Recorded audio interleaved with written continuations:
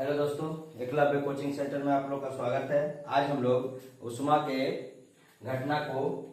उष्मा की घटना के पार्ट 2 का वीडियो देखने जा रहे हैं, जिसमें हम लोग पहला उष्मा के घटना में जो प्रसार बताए थे कि हम लोग किसी वस्तु को छूने, गर्म करने या ठंडा या गर्म करने का जो अनुभव प्राप्त होता है, किससे प्राप्त होता है? तो उष्मा से प्राप्त होता है। किसी वस्तु को हम लोग ठंडा को गर्म करते हैं, उसकी गति ऊर्जा बढ़ सकती है। किसी गर्म वस्तु को अगर उसका धीरे धीरे ठंडा करें तो उसकी गति ऊर्जा क्या हो सकती है? घट सकती है। अणुओं में गति ऊर्जा क्या हो सकती है? घट सकती है, बढ़ सकती है। घटा करके हम लोग ठंडा कर सकते हैं और बढ़ा करके हम लोग क्या कर सकते हैं? तो उसको गर्म कर सकते हैं। इसी को छूने के वस्तु के छूने से ठंडा और गर्म का अनुभव का प्राप्त हम लोग को किससे प्राप्त होता है? तो उष्मा से प्राप्त होता है। इसके बाद हम लोग देखे थे कि उष्मा का जो प्रसार होता है पदार्थ के 3 अवस्था ठोस, द्रव, गैस तीनों में होता है। उष्मा का जो घटना होता है पदार्थ के 3 अवस्था ठोस, द्रव, गैस तीनों में हम लोग देखे थे कि तीनों में होता है।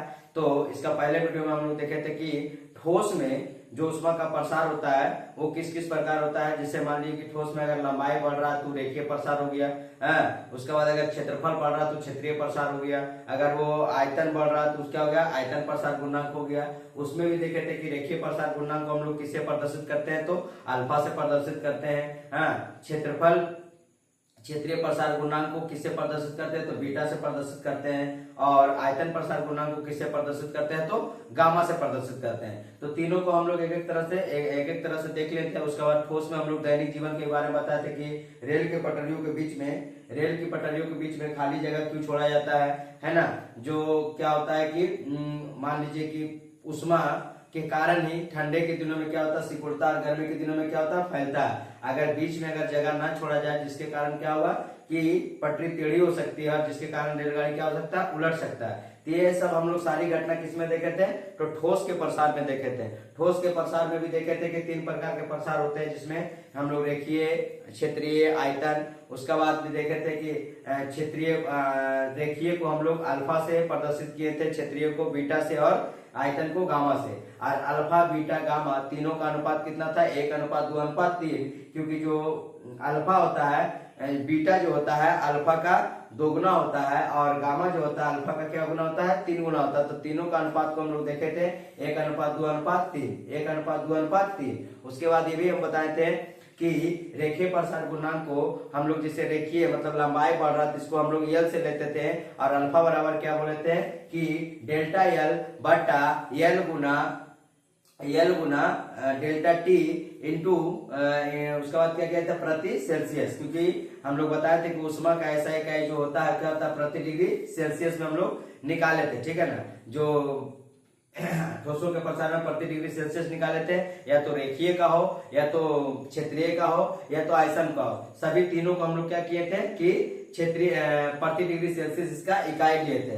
उसके बाद जब हम लोग बीटा का बात करते थे, बीटा बराबर हम लोग क्या लिखे थे? क्षेत्रफल बढ़ रहा तो क्षेत्रफल को हम लोग एरिया बोलते हैं। तो डेल्टा ए बटा ए गुना में डेल्टा टी प्रतिशत प्रति डिग्री सेल्सियस लेने से। उसके बाद अगर आयतन में देखा था, आयतन प्रसार गुणांक में, तो उसमें हम लोग क्या लिए थे आयतन प्रसार गुणांक में कि आयतन को हम लोग वॉल्यूम बोलते हैं। तो डेल्टा V बटा V गुना में प्रति डिग्री सेल्सियस, प्रति डिग्री टेम्परेचर प्रति डिग्री सेल्सियस, ठीक है ना?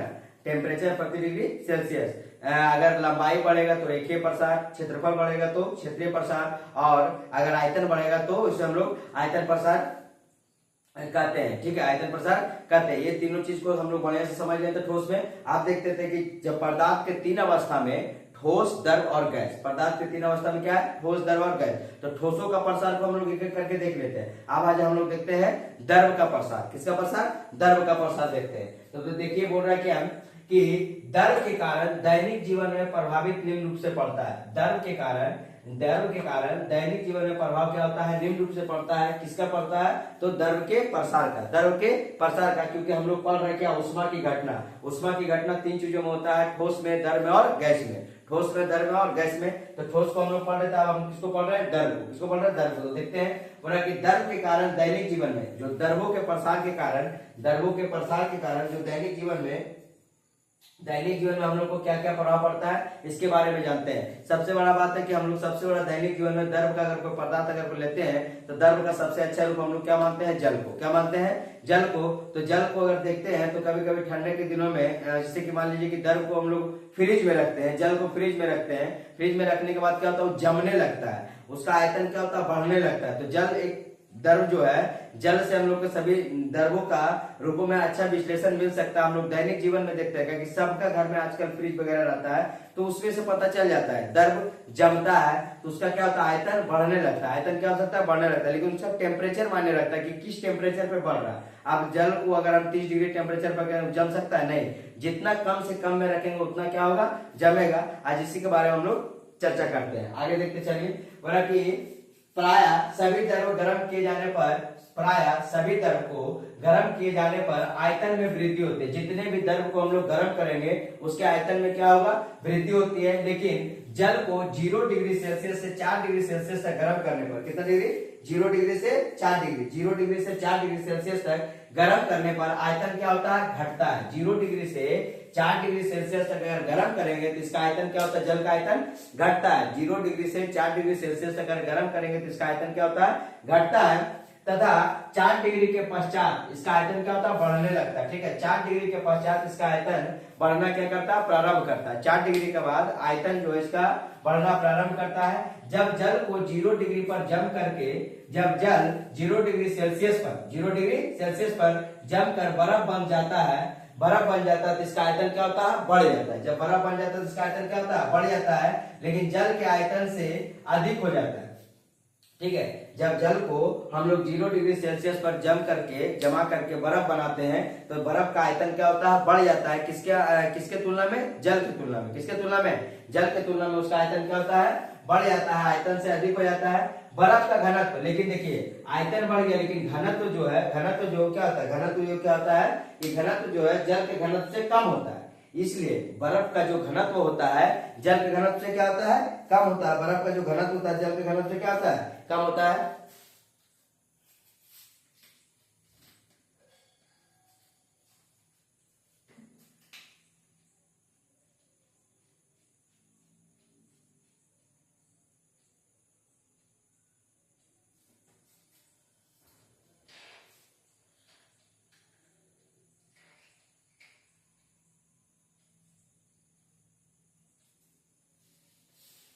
बर्फ का जो घनत्व होता है जल के घनत्व से क्या होता है, कम होता है। बर्फ का घनत्व जो होता है जल के घनत्व से क्या हो जाता है, कम होता है। लेकिन आयतन क्या होता है, वो बढ़ जाता है। आयतन बढ़ जाता है। जल का आयतन, जो बर्फ को जब हम लोग जल को जब हम लोग बर्फ बनाते हैं तो उसका आयतन बढ़ जाता है, लेकिन घनत्व क्या रहता है, घट जाता है। इसलिए देखे होंगे कि बर्फ जो है जल में तैरता है। बर्फ जो किस में तैरता है, जल में तैरता है। हालांकि बर्फ भी किसका रूप है, जल का ही रूप है, लेकिन बर्फ क्या होता है, जल में तैरता है। बोला कि बर्फ का घनत्व भी जल के घनत्व से कम होता है, जिसके कारण बर्फ पानी पर तैरता है। जिसके कारण बर्फ किस पर तैरता है, तो पानी पर तैरता है। इस गुण के प्रभाव दैनिक जीवन में अनेक रूपों में पाए जाते हैं। इस गुण का प्रभाव जो है दैनिक जीवन में अनेक रूपों में पाए जाते हैं।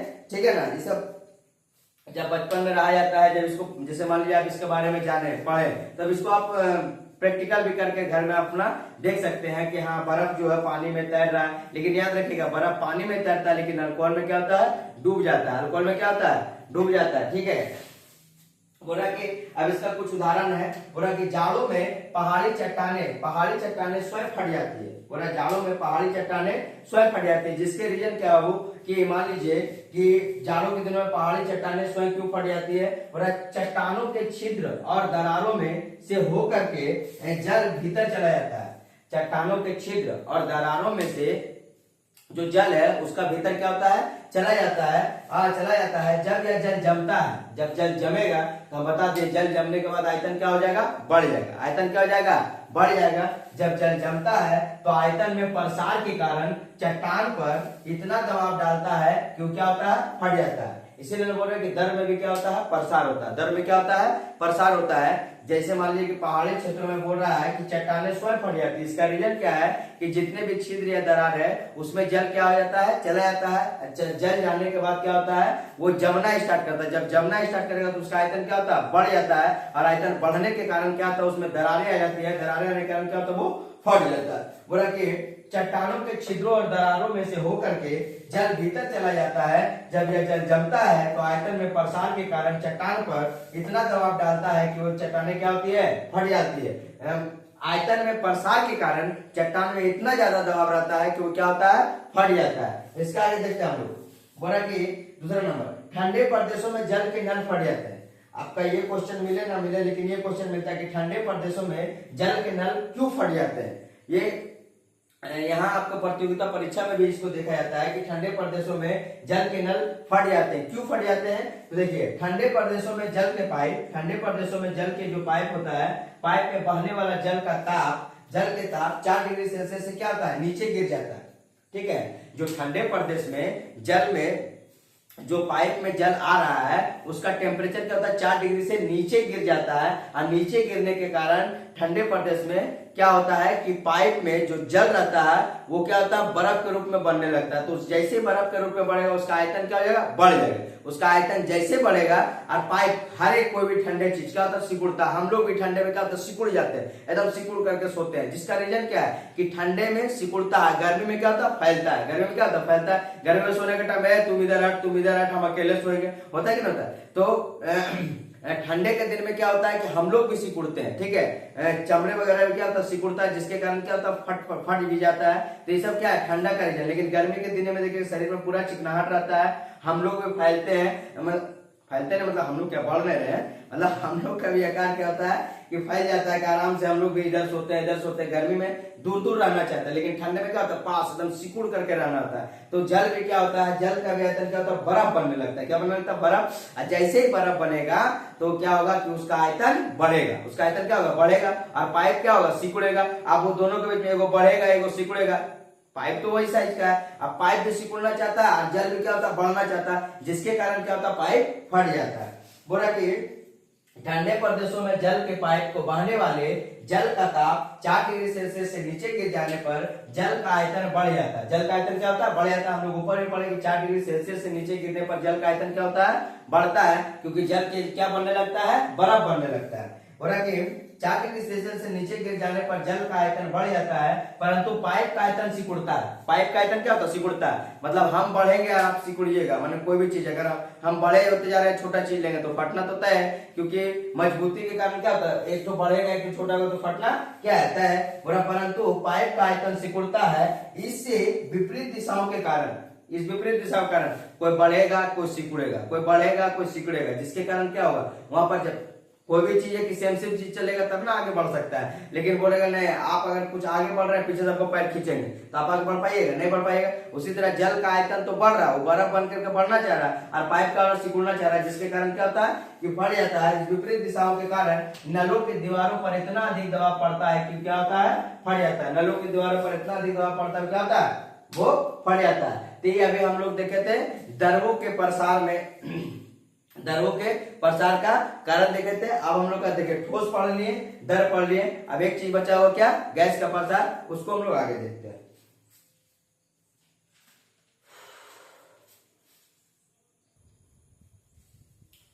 अब देखिए हम लोग ठोस में पढ़ लिए थे, दर में पढ़ लिए थे। अब हम लोग देखते हैं कि गैस में प्रसार, गैस में प्रसार किस प्रकार होता है। बोल रहा है कि गैसीय पदार्थ में प्रसार के दैनिक जीवन में प्रभाव। ठीक है, तो गैसीय प्रसार में हम लोग देखते हैं कि देखिए ठोस हो, पदार्थ के 3 अवस्था है, तो ठोस हो, द्रव हो या गैस हो। सबसे ज्यादा अगर प्रसार किसी में होता है तो किस में होता है, गैस में होता है। सबसे ज्यादा प्रसार किस में होता है, तो गैस में होता है। गैस की अपेक्षा द्रव में थोड़ा कम होता है और उससे अपेक्षा ठोस में क्या होता है, कम होता है। लेकिन सबसे ज्यादा अगर प्रसार होता है तीनों में, ठोस, द्रव, गैस में, तो गैस में प्रसार की मात्रा क्या होता है, ज्यादा होता है।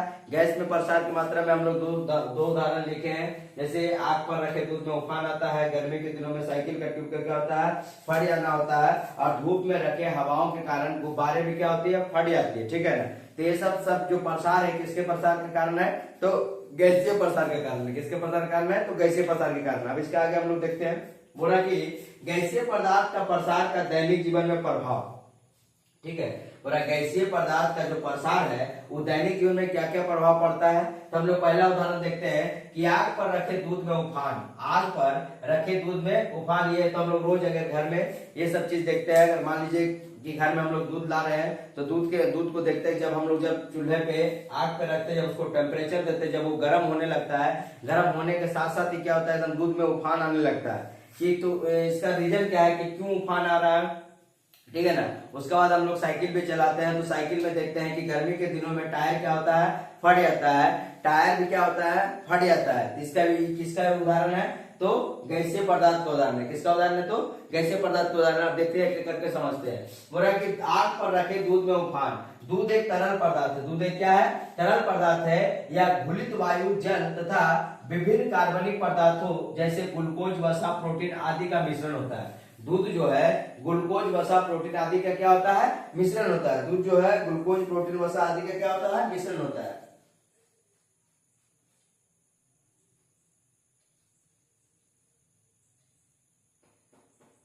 दूध जो है, बोला कि दूध जो क्या एक प्रकार का मिश्रण है, जो कि यह घुलित वायु, जल तथा विभिन्न कार्बनिक पदार्थ जैसे ग्लूकोज, वसा और प्रोटीन आदि का क्या है, मिश्रण है। तो दूध क्या एक प्रकार का मिश्रण है। किसका किसका मिश्रण है, तो ग्लूकोज का है, वसा का है, प्रोटीन आदि का मिश्रण है। और दूध को आग पर रखने से दूध गर्म होने लगता है। दूध को जैसे हम लोग आग पर रखते हैं तो दूध क्या होने लगता है, गर्म होने लगता है। तथा दूध के ऊपरी स्तर पर वसा की एक पतली परत, छाली जम जाती है। दूध के ऊपरी स्तर पर वसा की एक परत, जिसे हम लोग क्या कहते हैं, छाली कहते हैं। क्या होता है, छाली जम जाती है। छाली क्या होता है, छाली जम जाती है। छाली जम जाती है। और छाली जम जाती है और उष्मा के कारण दूध में उपस्थित जल जो है भाप में परिणत होकर के बाहर निकलना चाहता है।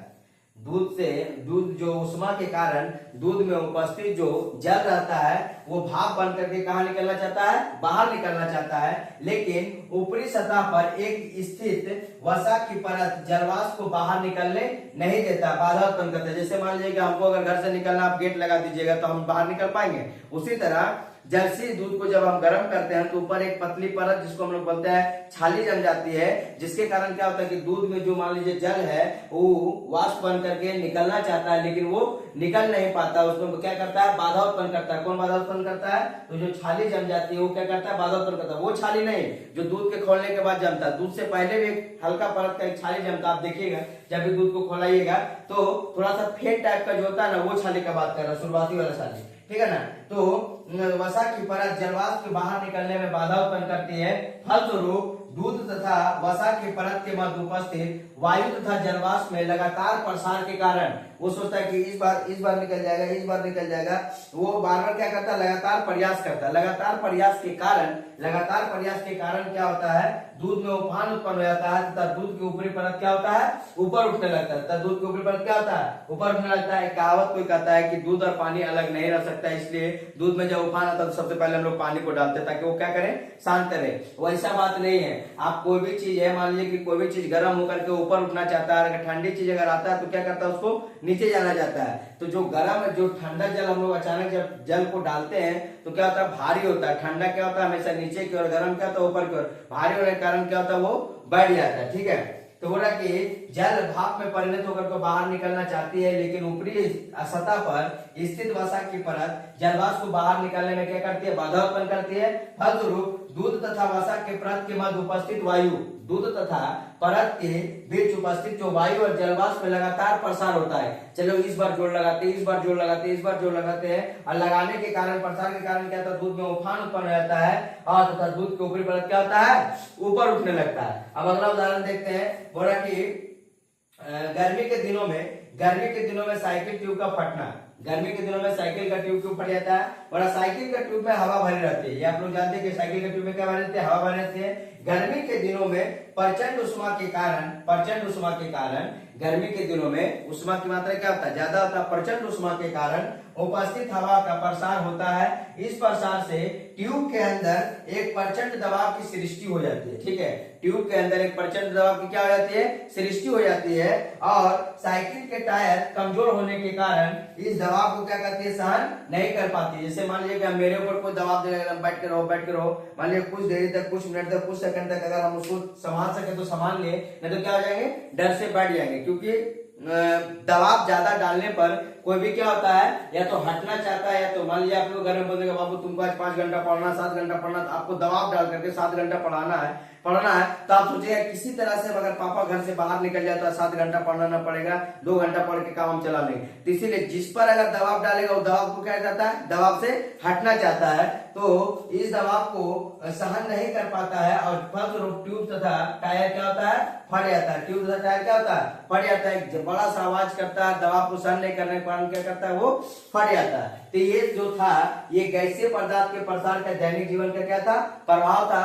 और एक अगर इसको हम एक तो और देखिए इसका उदाहरण, तो देखते होंगे कि धूप में रखे हुए हवा जो धूप में रखे हुए जो गुब्बारे रहते हैं वो भी क्या होता है, फट जाता है, क्योंकि गुब्बारे का परत क्या होता है, पतली होती है, हवा का दबाव क्या रहता है, ज्यादा, जिसके कारण वो भी क्या होता है, फट जाता है। तो अभी तक हम लोग ठोस को पहले वीडियो में देख लेते, उसका अलग अलग प्रकार को देख लेते, द्रव को और गैस को इसमें देख लिए। अब इसका बाद उष्मा का स्थानांतरण हम लोग अगला वीडियो में देखते हैं, ठीक है। इसके लिए अगर आपको कोई समस्या हो तो जरूर कमेंट करिएगा, और वीडियो अगर आपको अच्छा लगे तो जरूर आप एक दूसरे को आगे बढ़ाइएगा, ताकि क्या हो कि आपके साथ साथ एक दूसरे जो साथी सहयोगी है पढ़ने में भी, उसको भी क्या मिल सके, सहायता मिल सके, ठीक है। इसके लिए धन्यवाद, मिलते हैं नेक्स्ट वीडियो में।